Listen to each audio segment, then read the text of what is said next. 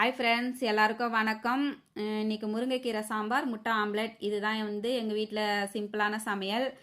கொஞ்சம் பேர் கமெண்ட்ஸில் சொல்லியிருக்கிறீங்க, எங்கள் வீட்லேயும் குறையோட பிறந்த பசங்க இருக்கிறாங்க, இப்போலாம் உங்களோட வீடியோ தான் நாங்கள் அவங்களுக்கு காமிக்கிறோம் சொல்லியிருக்கீங்க. எல்லாருக்கும் ரொம்ப ரொம்ப நன்றி. அதுக்கப்புறம் கொஞ்சம் பேர் கேட்டிருக்கீங்க, உங்களால் எப்படி நடக்க முடியாமல் போச்சு, ஏன் நீங்கள் இப்படி நடக்கிறீங்க அப்படின்னு கேட்டிருக்கீங்க.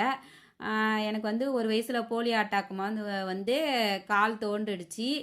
அப்பையிலேருந்தே என்னால் நடக்க முடியாமல் போயிடுச்சு.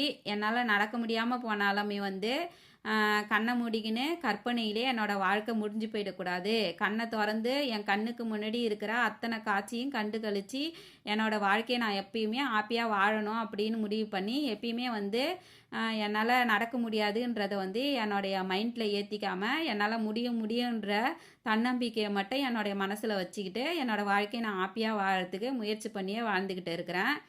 இந்த உலகத்தில் நமக்கு ஆசைப்பட்டது எல்லாம் கிடைக்குமான்னு கேட்டால் கிடைக்காது. ஆனால் நமக்கு கிடைச்சது எல்லாத்தையுமே நம்ம ஆசைப்பட்ட மாதிரி நம்மளால் மாற்றிக்க முடியும். எனக்கு கிடைச்ச அத்தனையுமே நான் ஆசைப்பட்ட மாதிரி என்னோடய வாழ்க்கையில் நான் மாற்றிக்கினேன்.